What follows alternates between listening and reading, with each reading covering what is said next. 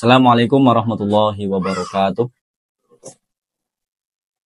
Alhamdulillah, wassalatu wassalamu ala rasulillah wa ala alihi wa sahbihi wa mawala. Amma ba'an. Allahumma inna nas'aluka ilman nafi'an wa rizqan thayyiban wa amalan mutaqabbalan.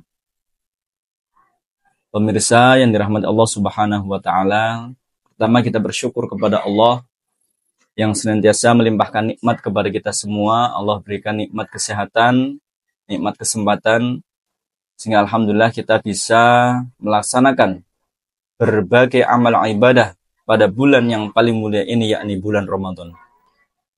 Salawat dan salam kita haturkan pada junjungan kita Nabi Allah Muhammad sallallahu alaihi wasallam, pada keluarga beliau, para sahabat, dan mudah-mudahan kepada kita semua kelak mendapatkan syafaatnya di yaumil qiyamah. Amin ya rabbal alamin. Pemirsa yang dirahmati Allah, di bulan Ramadan ini Allah Subhanahu wa taala mendidik kita dengan amalan siyam atau amalan ibadah puasa.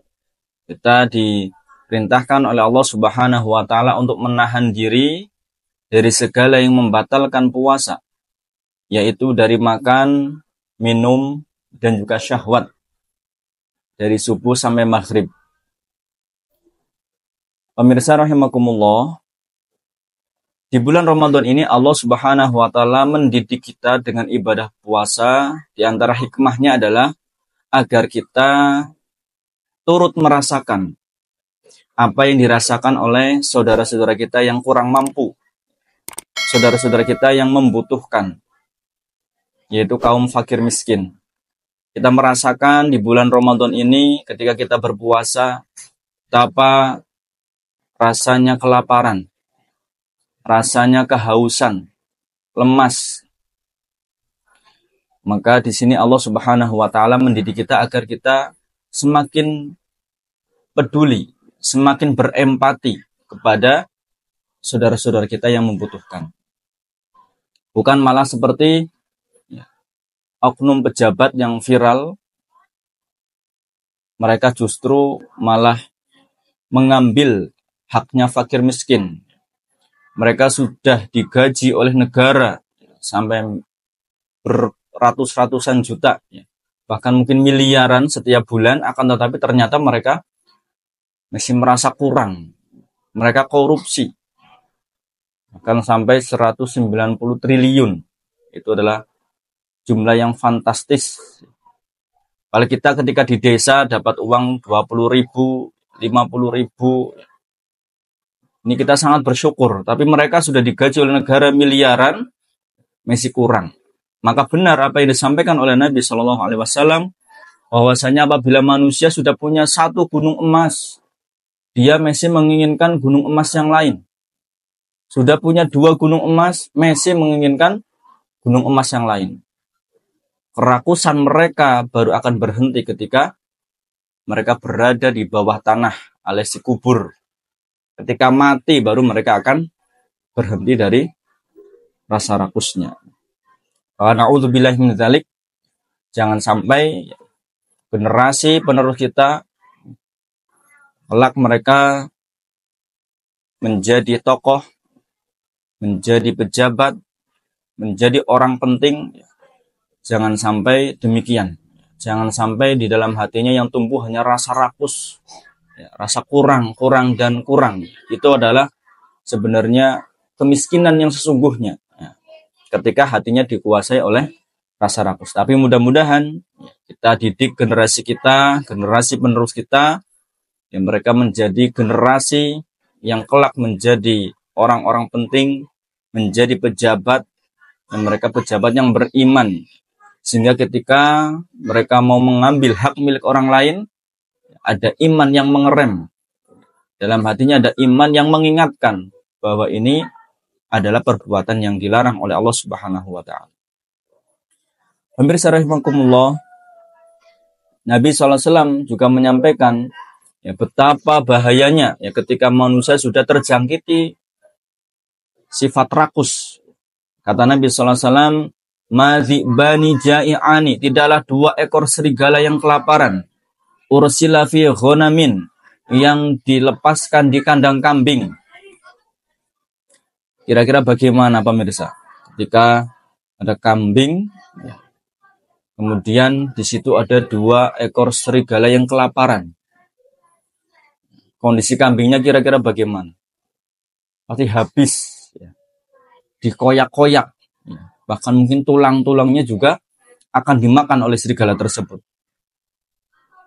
Akan tetapi ternyata kata Nabi Sallallahu Alaihi Wasallam ada yang lebih berbahaya daripada 2 serigala yang kelaparan, yaitu apa? Bi afsada min khirsil mar'i, yaitu manusia yang sudah terjangkiti sifat rakus. Manusia yang rakus itu lebih berbahaya kata Nabi Sallallahu Alaihi Wasallam dibandingkan 2 ekor serigala yang kelaparan. Ketika serigala yang kelaparan itu sudah kenyang makan kambing, maka dia akan berhenti. Selesai. Akan tetapi kalau manusia sudah dijangkiti sifat rakus, mereka bukan hanya makan sampai kenyang, tetapi masih terus seperti tadi, sudah punya 2 gunung emas, masih pengen gunung emas yang lain. Maka na'udzubillahi min dzalik, kita berlindung kepada Allah Subhanahu wa taala dari sifat rakus ini. Padahal Allah Subhanahu wa taala mendidik kita di bulan Ramadan ini agar kita semakin tumbuh rasa empati kita kepada orang-orang yang membutuhkan. Pemirsa yang dirahmati Allah Subhanahu wa taala, makanya Allah Subhanahu wa taala mensyariatkan di bulan Ramadan ini yaitu zakat fitrah sebagai bentuk kepedulian kita kepada fakir miskin. Kapan penunaiannya? Sebagian ulama menyebutkan bahwasanya zakat fitrah boleh ditunaikan sebelum Ramadan. Ada juga yang berpendapat antara di awal, sejak awal bulan Ramadan sampai sebelum sholat Idul Fitri. Berapa besarnya? Besarnya adalah 1 sok atau 4 mud. 1 mud adalah 2 genggam tangan orang dewasa. Maka 1 sok itu berarti 2 genggam tangan orang dewasa. Para ulama menyebutkan antara 2,5 kilo sampai 3 kilo. Jadi zakat fitrah yang kita tunaikan ini sebagai bentuk kepedulian kita kepada fakir miskin. Dan juga di antara keutamaan kita menunaikan zakat fitrah adalah untuk melengkapi pahala ibadah puasa kita. Apabila ketika kita melaksanakan ibadah puasa kita ada kekurangan. Misalnya ketika kita berpuasa mungkin kadang kita keceplosan, berkata yang tidak baik, mencela orang lain atau menghina orang lain atau membicarakan keburukan orang lain. Hal itu bisa mengurangi pahala ibadah puasa kita. Nah, dengan kita menunaikan zakat fitrah itu bisa menjadi pelengkap atau bisa menyempurnakan pahala ibadah puasa kita yang kurang. Sebagaimana sholat sunnah rawatib, itu kata Nabi Sallallahu Alaihi Wasallam bisa menyempurnakan pahala sholat 5 waktu kita yang kurang. Maka zakat fitrah juga demikian. Ketika kita menunaikan zakat fitrah itu sebagai bentuk untuk menyempurnakan pahala siam jika ada di antara ibadah puasa kita yang kurang.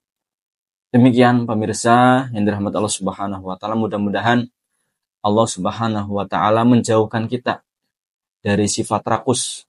Karena kita telah dididik oleh Allah Subhanahu wa taala selama bulan Ramadan ini agar kita semakin peduli kepada saudara-saudara kita yang membutuhkan.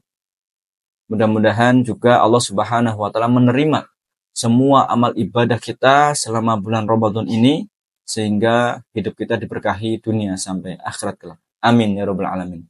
Nun wal qalami wa ma yasturun. Assalamualaikum warahmatullahi wabarakatuh.